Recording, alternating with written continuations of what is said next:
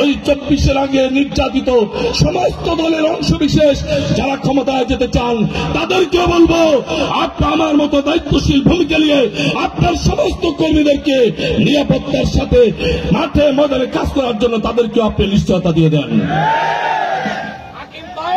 সম্মানিত ভাইরা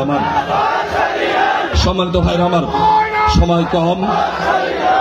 সময় কম, আমরা এবার আপনাদের সামনে বলতে চাই, স্বাধীনতার 53 বছরে বাংলাদেশে ইসলামপন্থী ওলামা ইকরাম, জামাত ইসলামী বা আজকের বাংলাদেশে যারা আমরা ইসলামী ঐক্যের মাধ্যমে বাংলাদেশে ক্ষমতা যাওয়ার আবেদন নিবেদন জাতির কাছে আপনাদের কাছে পেশ করছি।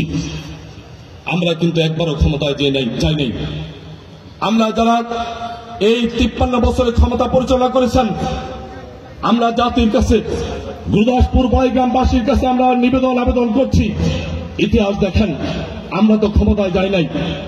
আমাদের ব্যাপারে যখন কথা বলে, আমাদেরকে অপমানজনক ন্যাক্কারজনক ভাষায় বলে আমরা নাকি জান্নাতের টিকিট বিক্রি করে নির্বাচনে যাওয়ার চিন্তা করছি। আমরা বলতে চাই যারা জান্নাত নামক এই স্থানটিকে নিয়ে টিটকারি করেন, তারা তাদের রব, আমার আপনার রব আল্লাহকে নিয়ে টিটকারি করেন। কারণ ওই ক্ষমতার সাথে হচ্ছে জান্নাত এবং জাহান্নাম, ক্ষমতার চেয়ারের মাধ্যমে হচ্ছে জান্নাত এবং জাহান্নাম। কারণ মনে রাখবেন, আমার নবী মুহাম্মদুর রাসূলুল্লাহ সাল্লাল্লাহু আলাইহি ওয়াসাল্লাম যেমন তিনি মসজিদের ইমাম ছিলেন, তেমন তিনি রাষ্ট্রের প্রধান ছিলেন। অতএব যেই নবী রাষ্ট্রের ইমাম, সেই নবী কিন্তু মসজিদের নববীর ইমাম, তার উত্তরাধিকারী হয়ে আমরা জান্নাতের বক্তব্য দিব, আমরা ইসলামের বক্তব্য দিব, আমরা নারায়ে তাকবীর স্লোগানের মাধ্যমে এই জাতির দল, মত, ধর্ম, বর্ণ নির্বিশেষে সকল মানুষকে নিয়ে আগামী দিনে রাষ্ট্র ক্ষমতায় যাওয়ার নিশ্চয়তা আমরা আপনাকে দিচ্ছি। সম্মানিত ভাইরা আমার, সংগ্রামী ভাইরা আমার, অতএব আমাদেরকে ব্যক্তি নিয়ে কথা বলেন আপত্তি নেই, ইসলামের মৌলিক বিষয় নিয়ে আপত্তিজনক কথা বলবেন না, জান্নাত জাহান্নাম নিয়ে কথা বলবেন না, জান্নাত বিক্রি বিষয় নিয়ে কথা বলবেন না।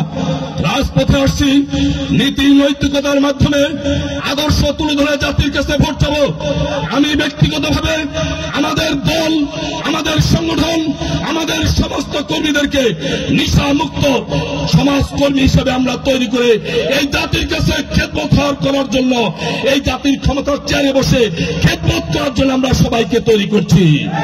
যদি পারেন আসেন, রক্তচক্ষু হুমকি দমকি বন্ধ করে আপনাদের দলের নেতা কর্মীদেরকে সেবক তৈরি করেন, আপনার দলের নেতা কর্মীদেরকে জাতির খেদমতের জন্য তৈরি করেন, নিশামুক্ত নেতৃত্ব কর্মী বাহিনী তৈরি করেন। আমরা বলতে চাই, আমরা ক্ষমতায় গেলে নিশামুক্ত একটি সমাজ প্রতিষ্ঠা করব, নিশার ডিলারি আমরা বন্ধ করব। আমাদের মধ্যে একদম ঘোষণা দেন, আপনারা কিন্তু নিজের সমাজ, নিজের পরিবার, নিজের দলকে নিশামুক্ত করতে পারেন নাই, আপনাকে নিশামুক্ত সমাজ গঠন করবেন। অতএব আমরা ব্যক্তিগতভাবে আপনাদের কাছে বিনয়ের সাথে আবেদন করছি, নিশামুক্ত সমাজ গঠনে আজকের বাংলাদেশের পীর মাশায়েখ আউলিয়ারা, ইসলামপন্থী কায়েমে আলেম, আলিয়ার আলেম সবাই একত্রিত হয়ে আমরা আজকে আপনাদের কাছে আবেদন করছি, একটি বারের জন্য আমাদেরকে পরীক্ষামূলক রাষ্ট্র ক্ষমতার জন্য চেয়ারে বসানোর সুযোগটা দেন।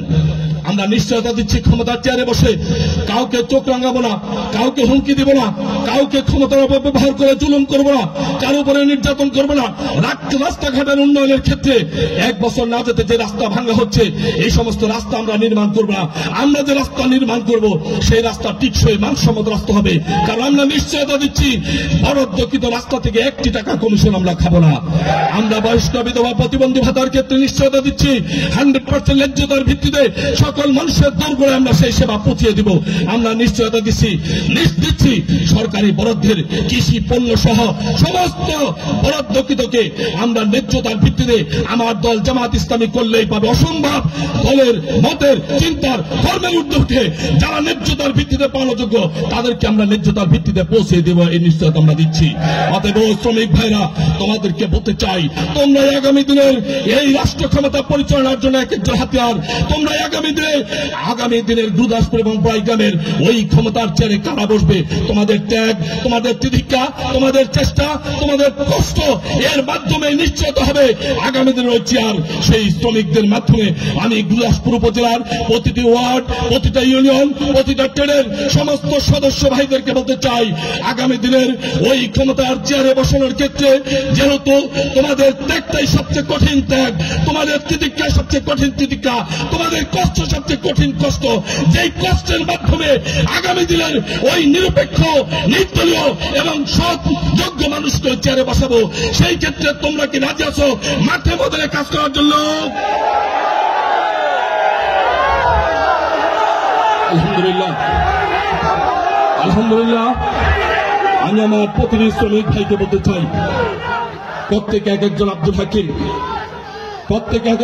হাকিম হয়ে মাঠে ময়দানে কাজ করবেন, রাজপথে ভূমিকা রাখবেন।